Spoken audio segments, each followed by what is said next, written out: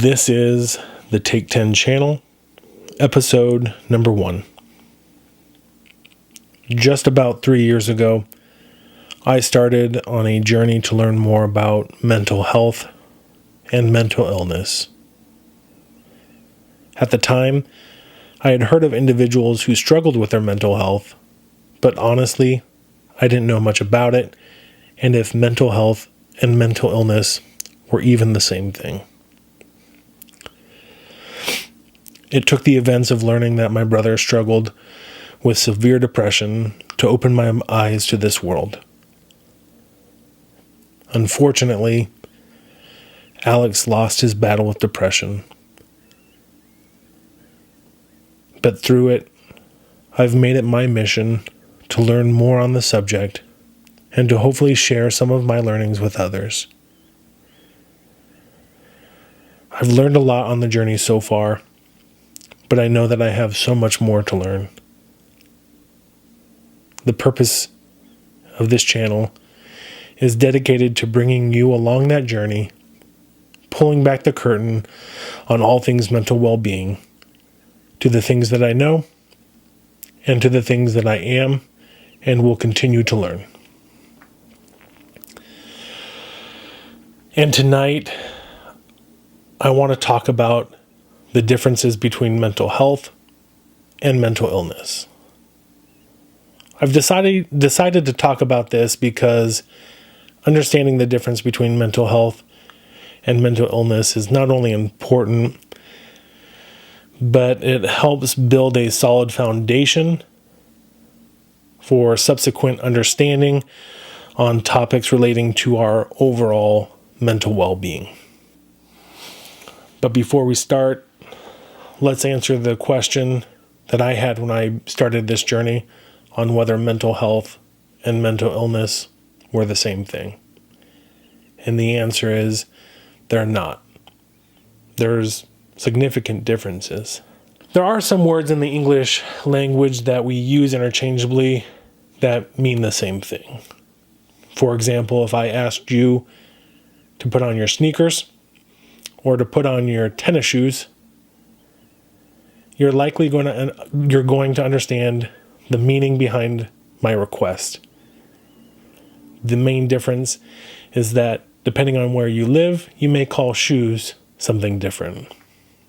However, there are certain objects that may appear similar, but in reality are quite different. For example, both a crocodile and an alligator appear very similar, but in reality they're very different. Like the alligator and the crocodile, mental health and mental illness appear to be two very similar subjects, but they do vary greatly. So let's talk about the differences of mental health and mental illness. Mental health is about our mental well-being. According to the CDC, our mental health is made up of our emotional, our psychological, and our social well-being. Mental health affects how we feel, how we think, and even how we act. Mental health helps determine how we relate to others and how we deal with stress. Our mental health is not predetermined, nor is it permanently fixed. It can and it will change over the course of our lifetime, but as individuals, we can change and improve our mental health by the choices that we make. Mental health is just as important as physical health, and having either good or poor mental health can actually affect our physical health as well. It's important to note that a person can experience poor mental health and not be diagnosed with a mental illness, and likewise, a person who has a diagnosed mental illness can experience periods of good physical, mental, and social well-being.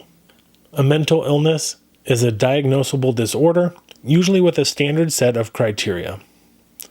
According to the CDC, mental illnesses are among the most common health condition in the United States. In fact, more than 50% of the population will be diagnosed with a mental illness or a mental disorder at some point in their life. As we have previously discussed, 1 in 5 Americans will experience a mental illness in a given year, and 1 in 25 Americans currently live with a serious mental illness such as schizophrenia, bipolar disorder, or major depressive disorder. There is no known single cause for mental illness. There are a number of factors that can contribute to a higher risk for mental illness, such as early adverse life experiences, including trauma or history of abuse. Even witnessing violence or abuse can contribute to a higher risk for mental illness. Other contributing factors may include ongoing or chronic medical conditions, chemical imbalances, and even drug or alcohol abuse. Some of the most common mental illnesses include depression, which affects the way a person thinks, feels, or functions. It's about more than feeling sad once in a while. Depression is persistent, and it includes symptoms like extreme low moods, difficulty concentrating, anxiety, exhaustion, and social withdrawal. Another common mental illness includes anxiety, and anybody can experience anxiety from time to time. Those with anxiety disorders experience persistent, excessive worry, and their symptoms can include restlessness, fatigue, trouble concentrating, irritability, muscle tension, and sleep problems. Something that I learned is that panic disorders and phobias also fall under the category of anxiety. Anxiety disorders are also very common. 31% of adults experience an anxiety disorder at some point in their life. The other common mental illnesses include bipolar and obsessive compulsive disorders. So why is this important? It's important because mental health affects all people, while only some experience a diagnosable mental illness. Mental illness does not always lead to poor mental health, and poor mental health is not always due to an underlying mental illness. Life events and outside factors can also affect anyone's mental health. It's important to know that as individuals, whether we have a mental illness or not, we can work to improve on our mental health. If you are looking for ways to improve on your mental health, try some of these things. 1. Get exercise. This can help improve your mood, self-esteem, and it helps you sleep. 2. Eat well.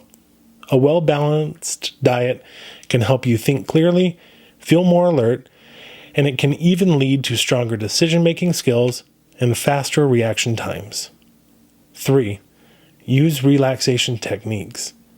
If you need to manage your stress levels, try techniques such as meditation, yoga, and deep breathing. Lastly, be social. Humans are social by nature. Even if you enjoy time alone, socializing can improve your mental health, so dedicate time to spend with friends and make an effort to connect with others. Our overall mental well-being is a critical part of our life. It's important for us to understand our own mental health and the ways that we can work to improve upon it. Whether you know it or not, you are likely impacted by mental illness. You may be living with a mental illness now, or you may know someone who is. Knowing more about mental illness and the issues affecting those living with one can help you better understand what they are going through. We never know what somebody may be dealing with. As humans, we try to put on our best face and to not show that we are having a hard time or struggling. This may be because we don't want others to worry about us, or we may be worried about the negative stigma about not being okay.